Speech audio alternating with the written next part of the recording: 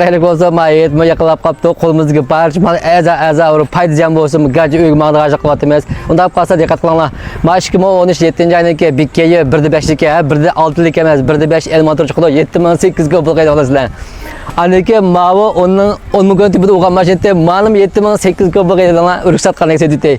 2014 10-oy shenyan bo'yicha 10-oycha 1.6 elmontor chiqdi. Aniki ma bo'jim bo'lib qolsa 2015 10-ca şeyen kiler yıl 10-ca 15. Muş 10-ca iken cuma pul ise o 2000 bez go bagay alırsın. Maşını uruptaki almaş kavalı katilam yok. Bu mu 1.6 el çıkdı. SUV'den qatarısında hem de mayserpiye törek de koymaz mı hani? 1.5'te çıkmaydı 1.6 el. Maşını 5 kişilik ya.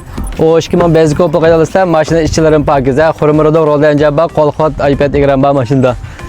Uruptu kadar katilam yok. Seyen suyan can çıkdı.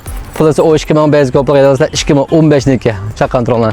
Maaş kital maşına eniqli ziyan köküske maşına aldık qatam maşına 10 ming saqlab kelsiniz bämiga nadir mana 7800 ga beryapmiz. Ma'nig'im aldıranglar ha.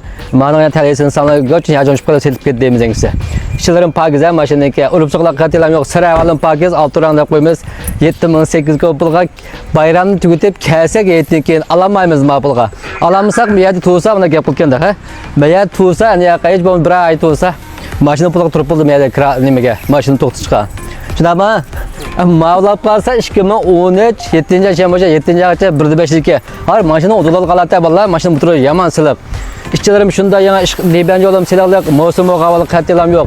2013 7-ci ay kolxot tonik 1.5'lik 7800 koy.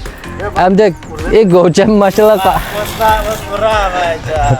Go'cham maşallah qalğanim mıqmın yaxshi maşallah mavla. Bilgan adamga 750 ga qo'ysak ma tüm ekan deydi shu. Unda fazla chaqa dronlar selib kelsa, upload etsizlar, ishkilisi back pulisi ma'qul. Ma'qulga demas. Den noche ma. Den cheka bek ziyan chiqibdi. Ishtiq bo'lganda pas arxon kurishdi.